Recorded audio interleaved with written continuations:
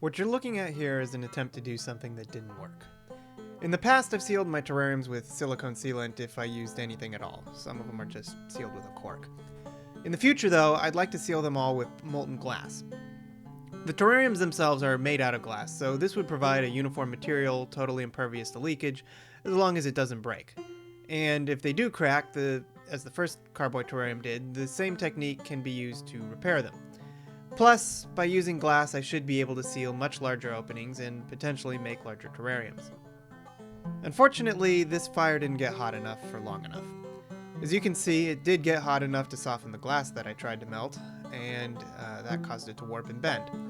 But it didn't actually melt it, and I do need to actually melt it, or at least to get pretty close, so that these glass shards can be fused into a single mass, which I can then use to seal the container. And they have to stay that way for a few seconds, because I have to actually take the crucible out of the fire. Crucible is this steel can you can see here, and then take it over to the terrarium and seal it. Ideally, it needs to be warm enough to heat up the glass it's touching, although I could potentially get a torch or something to preheat it and get things to fuse together. So I have some ideas for how to achieve that, but suffice it to say that their time has not yet come. I made the new carboy terrarium over 2 months ago, 2 months and 10 days as I record this, and I still need to seal it. So instead I'm using a technique pretty similar to what I used on the last carboy terrarium. On that terrarium I used layers of molten wax, aluminum foil and silicone sealant, built on top of a cardboard base that I stuck at the bottom in order to give me something to put all that stuff on top of. Of course, just a few days later, the carboy cracked, rendering all of that pointless.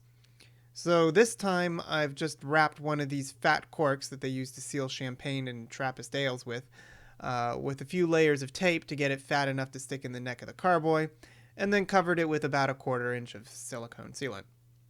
The silicone ought to provide a pretty good seal on its own, although it will eventually degrade with time and sun exposure. Unfortunately, the cork fell into the terrarium overnight, before all the sealant had solidified. In fact, after poking it, the sealant still hasn't solidified all over. I can't get the cork out since it's the same size as the mouth of the bottle, so I just pushed it off of the plant that it had landed on and resealed the terrarium with a rock and some more sealant. The effect should be pretty much the same, and after a few days it's held up so far, so it's looking good. The other terrariums aren't all that much changed from the last video, so I'll just give you the rundown real quick.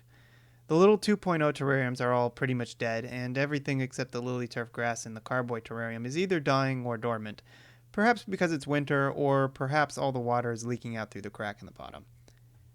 The 1.0 terrariums are holding up pretty much the same way, with some of the lower leaves starting to die on the whiskey bottle terrarium plant.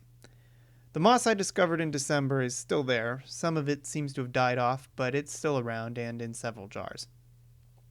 There's a little mold growing on the reindeer moss in this terrarium in my office, and overall it's not looking great, but basically no worse than last month, and at least the mold is new, even if it's not exactly a sign of good health. The other 1.0 terrariums in my kitchen are all unchanged as usual, and the ones in the front yard are of course still dead.